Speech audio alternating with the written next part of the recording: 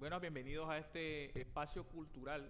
Tenemos acá a nuestro primer invitado, un personajazo que tiene demasiadas anécdotas que nos va a compartir con nosotros. El maestro Pichi Miranda, para las personas que no conocen, el Pichi Miranda hace de todo, se podría decir. Hace música, es luthier, es artista escénico, artista plástico, mejor dicho, pero bueno, es mejor que se lo diga a él mismo. Bienvenido maestro, es un placer tenerlo acá presente en nuestro primer capítulo y gracias por aceptar la invitación de parte de nosotros en ser nuestro primer entrevistado. Entonces cuéntenos maestro Pichi, cuéntenos un poquitico comparta un poquitico de su sabiduría con nosotros acá en este espacio cultural, en este podcast. Bueno, buenas tengan todos. Bueno, mi nombre, todo el mundo me conoce como el Pichi, pero mi nombre es Álvaro José Miranda Medina. A ver, yo me inicié en esto del arte, esto que desde el primer momento en que conocí lo que hacía mi padre era tallador, y yo veía cómo él transformaba una madera, la transformaba a un mueble blanco y lo hacía. A mí esa forma, digamos, de transformar las cosas en otra cosa que siempre me llamó la atención. Entonces inicié en eso, aprendí a tallar, me enseñó a tallar y yo hacía mi trabajo muy personal, incluso los trabajos manuales que yo hacía en mi colegio eran distintos a los demás porque eran hechos de madera, tallados, cosas muy creativas. O sea que su papá al comienzo como que despertó ese toque artístico desde pequeño. Claro, claro, sí, sí, Entonces, es eso. bueno, bien, profe, esto fue la cuestión del tallado, pero ¿y el primer acercamiento a la música? O de pronto, ¿cuál fue, aparte del tallado, la otra muestra artística que usted tuvo como la iniciación? ¿Fue la música? ¿Fue el teatro? ¿Cuál fue? Cuéntenos de eso. Bueno, o sea, yo siempre he sido gracioso y narro chistes, hago chistes. Además, cuando estábamos niños hacíamos música, con un balde, una botella y una cuchara, un termo que parecía un güiro y un amigo que ya murió que hacía la parte melódica con una peinilla y un pedazo de plástico. ¿Ves? Y ahí inició como la parte de la música. Claro que no tuve la oportunidad que tienen los jóvenes de ahora, de tener profesores, no. Me inicié así en el camino. Ok. O sea que de pronto se podría decir que usted no tuvo de pronto un profesor así ahí al pie del cañón que de pronto le enseñó, sino que usted aprendió prueba y error. Ahora se me acaba de venir a la mente una anécdota que usted me contó. ¿Cómo fue su primer desfile? Cuéntenos esa anécdota de cómo fue su primer desfile tocando con tambores en la batalla, en la Vía 40, si no está, usted me comentó una vez. Bueno, no, resulta de que yo hacía parte de un grupo de teatro que se llamaba La Huella. Ellos se mudaron frente a mi casa, ellos eran de la Universidad Atlántico. Y yo me gustó y empecé a hacer con ellos. Ellos montaron una cosa para carnaval que se llamaba Cuando el hombre fue caimán. Pero necesitaban músicos. Yo pues, más o menos, porque ellos tenían un tambor y yo ahí empíricamente empezaba a tocar, pero mi primer maestro fue Abraham Cáceres. Ok. No teníamos tambores, entonces fuimos a él y él me enseñó un toquecito ahí. Y ahí con eso desfilé toda la batalla de Flores. Y al día siguiente metí a la otra mano, entonces ahí fue ya la gran parada. Y ahí me fui iniciando. Y entonces dentro del teatro hice la música. O sea, se podría decir que alternó la música y el teatro al mismo tiempo. Profe, ¿y no se acuerda de pronto el año en el que usted se desfiló como su primera batalla de flores, esa anécdota que acabo de comentar? Eso fue allá como en el 79, Ok. en el año 79. Profe, también percusionista del grupo Tambó también, uno de los pioneros también del grupo. Cuéntenos esa historia también de cómo él comenzó en el grupo Tambó, cómo conoció a todos los maestros. Bueno, Cuéntenos. mira, anteriormente yo pues, había pertenecido a un grupo que se llamaba el Grupo Cultural Atlántico, en el barrio Chiquinquirá, con ahí me inicié ahí. Y compramos unos tambores, precisamente esto lo compramos a Brancasa, y era como ahí iniciando la música, entonces yo era el que le enseñaba a nosotros a tocar. Luego con mi grupo de teatro La Carreta, que es un grupo que se llama La Carreta, que también soy fundador con Rodolfo Gómez y Darío Soto, teníamos el grupo de teatro La Carreta y se nos dio la oportunidad en el Parque Bellavista, era un parque artesanal, allá había unos kioscos y nos han cedido un espacio allá para nosotros ensayar. Y ahí tuve sí, la fortuna de conocer a los hermanos Polo. Ellos hacían música, pero hacían vallenato, ellos son de allá de la parte de Magdalena. Y entonces ellos hacían vallenato y cantaban algunas cosas. Y entonces yo llegué con tambores y me decía, entonces yo era el que tocaba el alegre, yo era el que aprendí a hacer la gaita, la flauta. Y allí iniciamos ahí entre nosotros mismos y maestros. Escuchando, tenemos un amigo que se llama Armando Bonet, él perteneció a un grupo que se llamaba Ataole, un grupo que era la Universidad Atlántico y eran investigadores. Entonces ellos tenían una cantidad de casetes. Entonces nos llevaban los casetes y nosotros empezamos a escuchar. Entonces en cuando conocimos la tambora, el sexteto, muchos bailes cantados, que no se hacían aquí en Barranquilla. En Barranquilla los grupos musicales habían poquitos. Luego estaba Costeño de Fondo, donde estaba nuestro amigo Fito. Y los demás grupos venían para los carnavales de Soledad y después de Baramo, de Baranoa. Y no había casi grupos aquí. Entonces nosotros tuvimos la oportunidad de ser uno de los primeros en estar en Barranquilla. O sea, fueron como que los primeros pioneros, se podría decir acá en Barranquilla, Sí, sí, de un de grupo formar como un conjunto sí. de música tradicional. Todos los días tocábamos, enseñábamos todos los días, estábamos metidos en eso De lleno. Sí, sí. Y lo bueno es que nosotros empezamos a hacer otras cosas que no hacían otros grupos.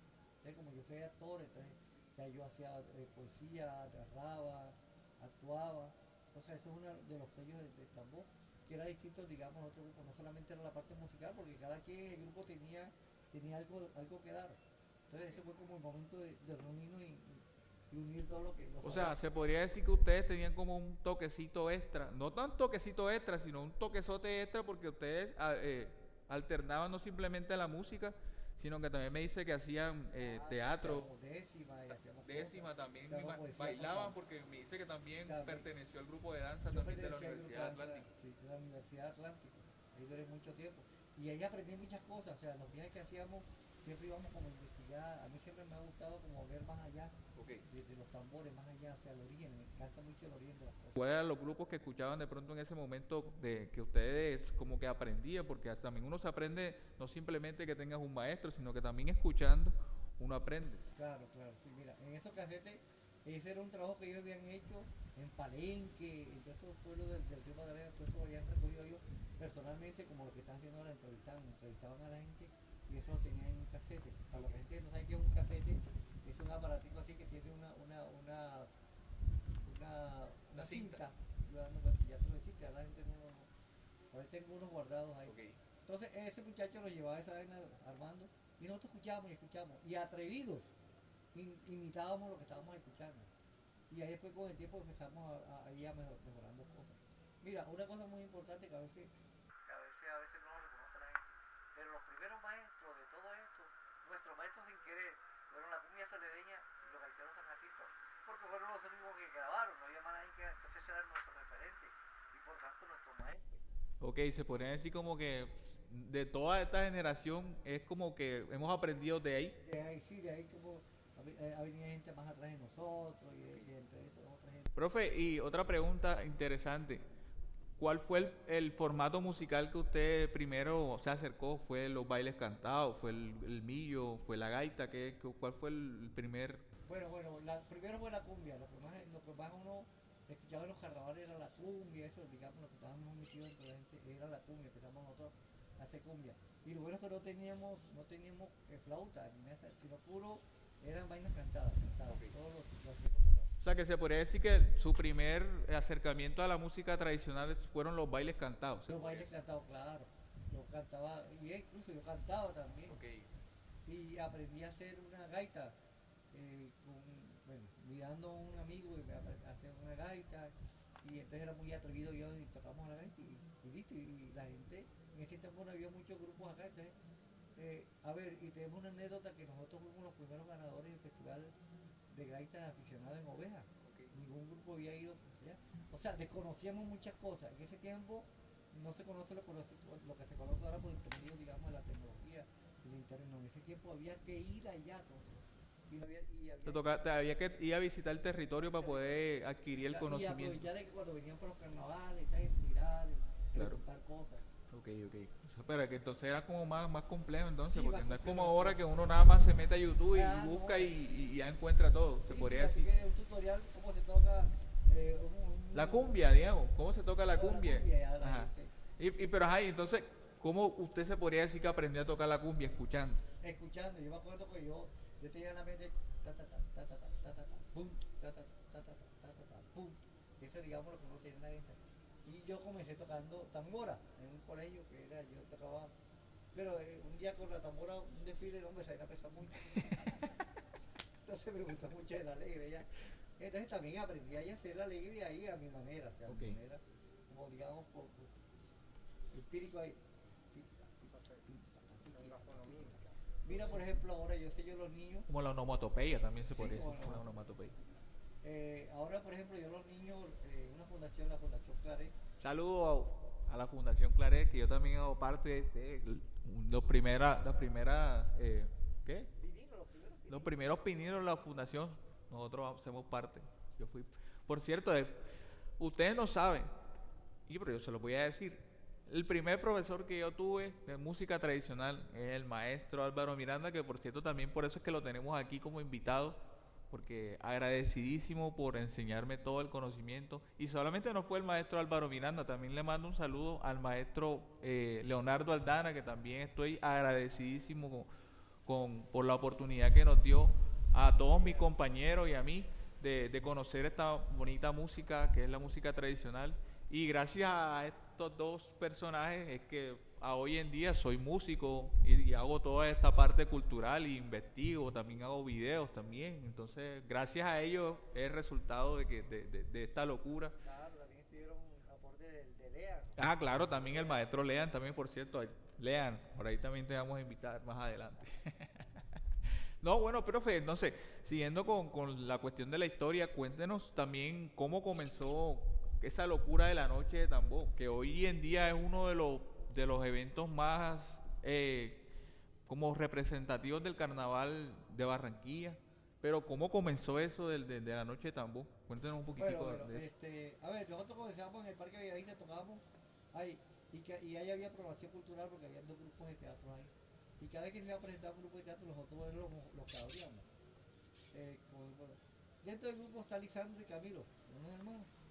Y ellos un día, cuenta ellos. Pero, profe, diga el nombre con nombre y apellido para que la gente sepa quién son los manes. Y Camilo Polo, son los hermanos, también Ramiro Polo, que en paz descanse, y Polito, el hermano de ellos. Pero los que se quedaron fue Camilo y Ramiro, y Camilo y Lisandro que quedaron en el grupo. Ellos se ingeniaron, ellos son de pueblo, y ellos estaban pensando, digamos, en los pueblos se festejaba las ruedas de cumbia alrededor de la Bala Santa. Entonces ellos decían, ¿cómo hacemos esto aquí para Profe, pero eso lo hacían para este tiempo de Semana Santa, ¿verdad? Entonces en la fiesta patronal. Okay. Y entonces ellos querían hacer una gran rueda de cumbia en Barranquilla, que la gente fuera a bailar. Y entonces ese día nos la pasamos nosotros y nosotros lo bacano. Yo me acuerdo que la primera fue, ¿quiénes fueron? Nosotros fueron dos horitas, 2 noches bailando nuestros amigos. Los amigos que nos invitaban a su fiesta, los amigos que iban al Parque Bellavista. Y después al año siguiente llegó ese, invitaron a otro más y otro más. Y eso fue creciendo. Al comienzo nosotros nos tocaba duro, o sea, nosotros no teníamos plata, nosotros mismos hacíamos la tarima. ¿Y de qué? Cuéntenos cómo era la tarima cuando apenas comenzaron las primeras versiones de la noche de tambor, cómo eran las tarimas. Bueno, era una tarima rústica, nosotros mismos conseguíamos para un pequeño patrocinio que nos daban para comprar la tarima, hacíamos madera, mandábamos a hacer lo mismo, la armábamos, no será que después que la noche estamos, eso era, nosotros tenemos que desarmarla, porque ya siguiente había otro evento, y recoger toda la basura que estaba ahí, nosotros recogíamos todas las botellas, todo, teníamos que dejar la Plaza de la Paz, porque nos la prestaban para eso. Pero o sea, siempre desde las primeras versiones de la noche de tambor siempre han sido ahí en la Plaza de la Paz. Sí, siempre ha sido únicamente. Bueno, hay dos cosas típicas ahí que no pudimos hacer los carnavales, porque no tuvimos patrocinio, le hicimos un 12 de mayo, que coincide con el nacimiento del primer hijo mío, de Luis, un 12 de mayo. Él nació y ahí en la noche estamos en la Plaza de la Paz. Y otro día fue que le hicimos en otro espacio, ahí en la 72, al lado no me acuerdo de un centro comercial que hay ahí, porque no nos prestaron hubo un problema. Oye, pero que genial, o sea, se podría decir que comenzaron desde cero. Y miren hasta dónde han llegado, que ahora tienen tarima giratoria y toda la cuestión, o sea, bacano, genial. No, y era digamos, por lo menos, teníamos que, mandábamos a hacer afiches. Entonces, ir por las 72, los almacenes, a pedir permiso para pegar el afiche. y entonces mandarle la cartica al periodista para que le Para hiciera que fueran sí, a para tomar hacer la la propaganda, fotografía. sí, había que traer detrás Ok, de ellos. Lo bueno es que ahora ya no necesitamos hacer tantos afiches, ni necesitamos, o sea, los periodistas no buscan a nosotros. ok. No, y no tanto los periodistas, sino que también los grupos que también son invitados. Claro, claro, Que sí. por lo menos cuéntenos cómo era eso de, o cuándo empezaron a que no simplemente tocaban ustedes, sino que ya invitaban a otros grupos para que también participaran de ese evento magno del Carnaval de Barranquilla. Sí, sí, empezamos con grupos de amigos y ahí le conseguíamos algo, bueno, empezamos digamos, a tener algo como algo de patrocinio. Nosotros le pagamos a otro grupo para que ustedes fueran dos grupos y así después fueron tres grupos y así. Fue cuando empezamos, digamos, a lograr que, digamos, lo que es la noche de tambor. Y todo el mundo quiere tocar la noche de tambor, todos los grupos, es como un privilegio tocar en la noche de Sí, tambor. se podría decir que es como una plataforma también para mostrar como los proyectos que están saliendo, ni siquiera saliendo, son los proyectos que ya están sonando, ya porque actualmente creo que invitan a los ganadores de todos los festivales tradicionales, ¿verdad? En Oveja, en Galera, en Norroa, entonces, que como eso lo manda, por reglo lo traemos Ok, acá. profe, cuéntenos el concepto ese de que no es una tarima estática, sino que es una tarima circular. Bueno, Cuéntenos bueno, para... es que la idea es que como las ruedas de cumbia eran los músicos en el centro, aquí de la Vara Santa es una guagua que tenía una banderita roja, que eso era como la señal de que ya había rueda de cumbia. Y la gente bailaba alrededor. Entonces nosotros para no matar esa tradición, decidimos que las primeras tarimas eran redondas, para que la gente bailara alrededor de la cumbia. O sea, la noche tampoco es un evento donde lo más importante es que la gente vaya a bailar, no que no vayan a ver, o sea, que la gente sea activa, que la gente Que baile, que haga participe. parte del espectáculo. Ok. Que los que se montan ahí también son importantes, pero también es importante el público que va, que eso es lo que hace la noche tampoco. Ok, entonces el concepto de la rueda es que bailen alrededor de la cumbia y participen, no simplemente que estén ahí estáticos mirando a tocar, sino que bailen. Sí, porque es que eso es uno de los eventos, digamos, diferentes a lo que hay en los carnavales. O sea, la gente va a ver en la tarima grandes orquestas y todo eso. No, nosotros, los que se montan allá, no somos grandes orquestas, son grandes grupos que están trabajando la cultura. Bueno, entonces vamos al siguiente espacio, que el maestro Álvaro Miranda es muy talentoso. Por cierto, me siento tan dichoso de que conozcan su arte. Quiero que conozcan un poquitico de todas las cosas que él hace. Como les decíamos al inicio, es tallador, es músico, es luthier. Entonces, también quiero que ustedes conozcan y ustedes vean de primera mano qué es lo que en realidad el maestro Álvaro Miranda hace, cómo talla, cuál es el estilo de su tallado, cuáles son los instrumentos que hace, porque por cierto, también el man es tronco de coco porque el man también hace sus propios instrumentos. O los emula, pero el man los hace. Que es muy, que toca ¿cómo es que? Reconocer que el man hace eso y los hace bien. ¿Ya? Entonces, profe, denos la posibilidad de conocer su arte, si de pronto tiene el momento exacto en que lo hizo, o el año en que lo hizo, o por qué lo hizo, también denos a conocer pues su arte, muéstrenos a las personas que estamos viendo esto, todo lo que ha hecho, o lo poco que ha hecho, porque imagino que ha hecho demasiadas cosas, pero aquí nos vamos a conocer solamente pues lo más bonito que tiene en estos momentos aquí a la mano, se podría decir, profe. Entonces, muéstrenos usted, las cámaras están ahí para que usted lo Bueno, muestre. mira, yo siempre tuve una palabra que la escuché hace tiempo, que dice, creo en el arte porque creo en el hombre, y creo en el hombre porque es el arte precisamente que me lo ha enseñado a conocer. En este proceso creativo, o sea, me gusta mucho, o sea, a mí me llama mucha atención los inicios, como el primer hombre empezó a tallar la piedra, como el primer hombre empezó a hacer un sonido, el primer hombre, entonces, a mí eso me ha llamado la atención. Entonces, digamos, en la parte musical, digamos, yo no hago instrumentos como tal, yo le llamo objetos sonoros. O sea, no tiene una afinación tal, sino una afinación, digamos, corporal. Eh, y he hecho instrumentos, o no son inventados, a veces me toca inventar. ¿Por qué lo he inventado? Para obras de teatro, o sea, a veces necesitamos un sonido tal en la obra de teatro, entonces, bueno, hay que hacer esto, entonces eso me ayudaba mucho, me inspiraba mucho a hacer instrumentos, y eso me llevó a hacer otras cosas, a estar inventando cosas, pero también no todo es invento mío, sino a veces son recreaciones de otros instrumentos que ya existen. Entonces, digamos, como el birimbao, esto es un birimbao que hice yo. Y lo toco yo, digamos, de otra forma, como se toca el violín, entonces yo lo toco.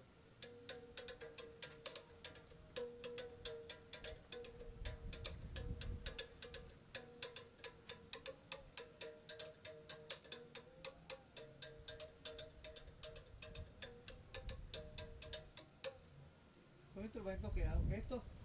Este instrumento lo hice, esto me lo enseñó a hacer un francés, Dominique. Yo le enseñé a hacer una gaita y él me enseñó a hacer instrumentos. Y ese instrumento tiene una cantidad de tiempo de tenerlo guardado ahí. Y lo cojo aquí, hago música aquí en el patio, para mí, cuando estoy, quiero hacer algo en el día, que no tengo buenas tardes, me pongo a hacer. O sea, lo utiliza también como una terapia también para... Sí, la música en sí es también. Acá también me acaban de pasar esta cajita también. Bueno, esta cajita también me la hice. También, eso, bueno, no sé si es invento mío o si ya existe. Pero también, digamos, yo.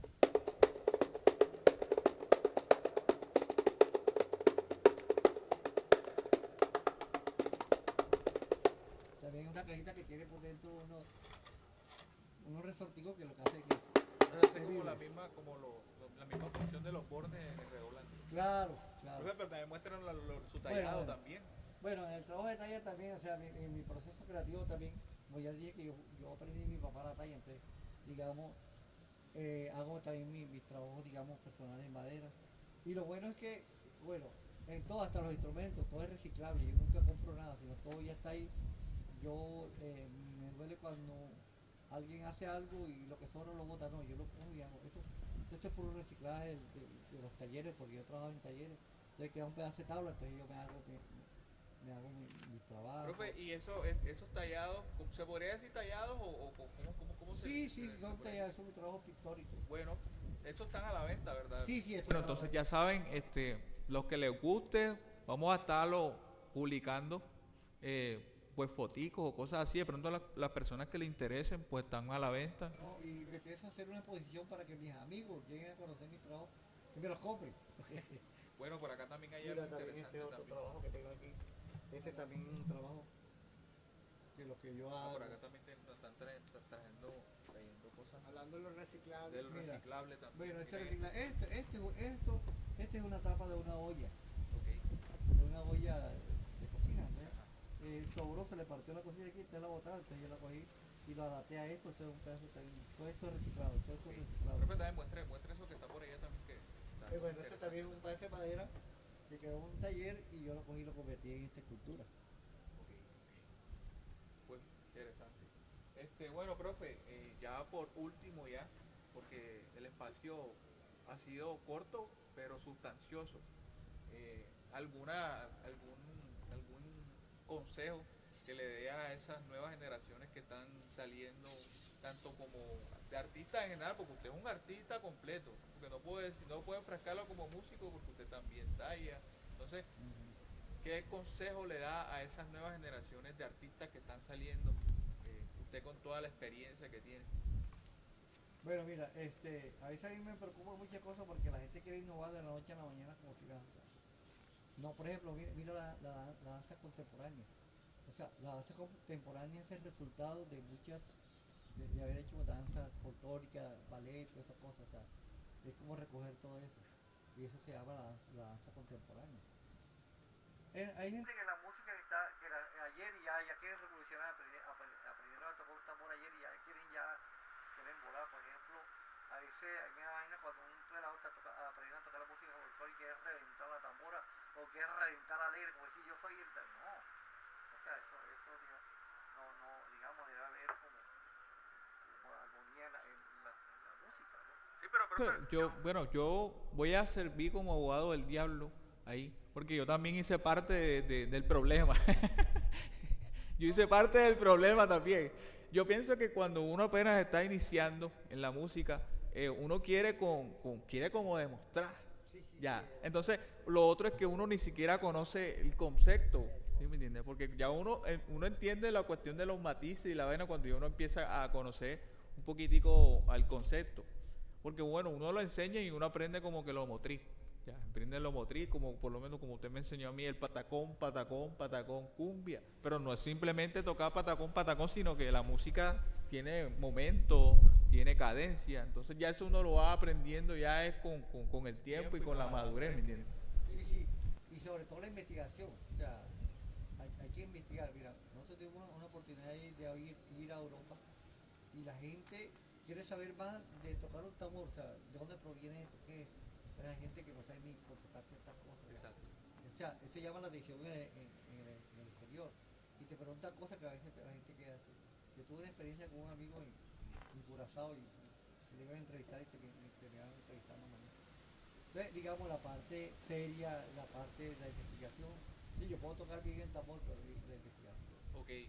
Sí, eso también es una invitación a las nuevas generaciones, que es genial de pronto tener, que usted no haya tocado ese tema, que, que es la invitación a eso, la investigación, a no simplemente quedarse con que el profesor que te está iniciando te enseña la base de la cumbia, sino o no simplemente quedarte con una sola base que te enseñe tu profesor, sino que también investigar más allá, a de pronto conocer el maestro que le enseñó a tu maestro que te está enseñando ahora, eso que usted estaba hablando sobre la cuestión de la cumbia soledeña, también investigar, que no simplemente, créeme que me he dado cuenta de que está bien la cumbia soledeña, pero antes de la cumbia soledeña también existían otros maestros, entonces, ¿sí me entiende?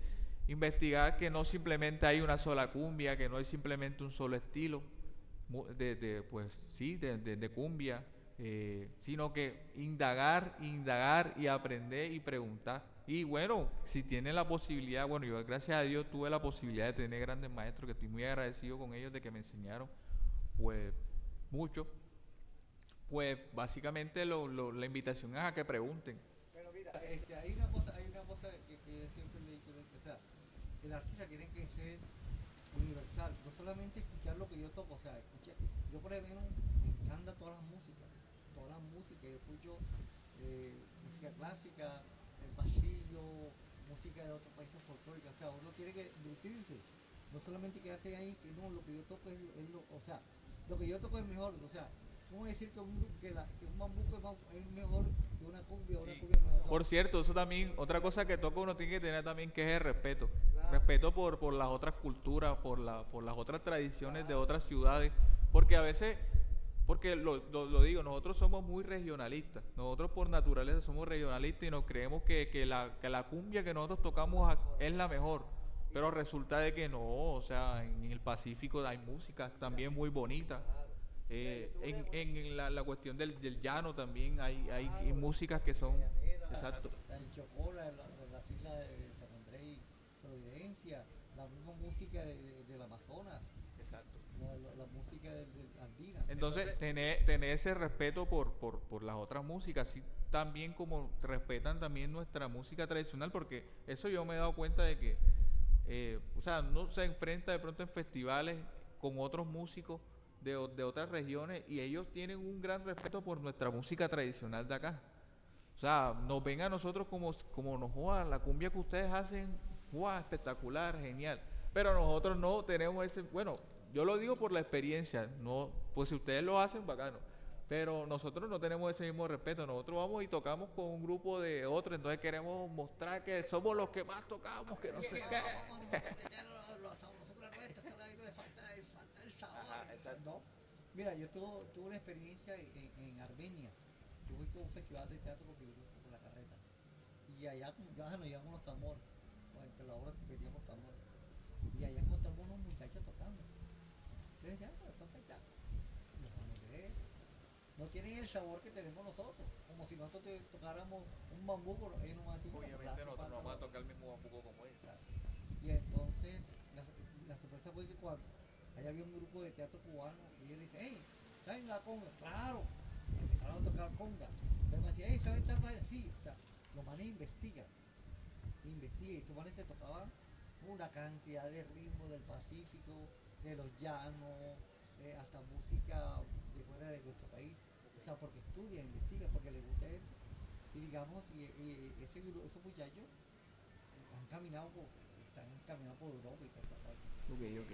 Sí, porque eso también lo da eso, la cuestión de la gira, en que uno se conecta de pronto con un músico de otras ciudades y te enseña un poquito de la cultura.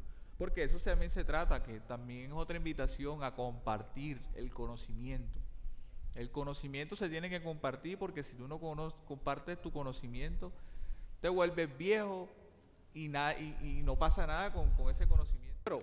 Pero interesante pues la conversa que tuvimos el día aquí con el maestro Álvaro Miranda. Ojo, no estamos hiriendo susceptibilidades ni nada, no nos estamos metiendo con nadie. Es simplemente una mera conversación aquí con el maestro. Entonces, agradecer al maestro, el Coco, que estuvo ahí presente en que me apoyó en la cuestión de esta locura que estamos iniciando el día de hoy, que declaro que va a ser uno de los mejores espacios culturales en este formato de podcast que va a tener la región Caribe y Colombia en general. Entonces, profe, gracias por el espacio, por prestarme su casa y también pues las personas que tienen la posibilidad de apoyar este tipo de espacio, dejando su like, suscribiéndose en el canal, porque este espacio lo vamos a montar en la red social de YouTube. Entonces, a todas esas personas, invitar a esas personas a que se suscriban a mi canal de YouTube, sigan al maestro Álvaro Miranda en sus redes sociales.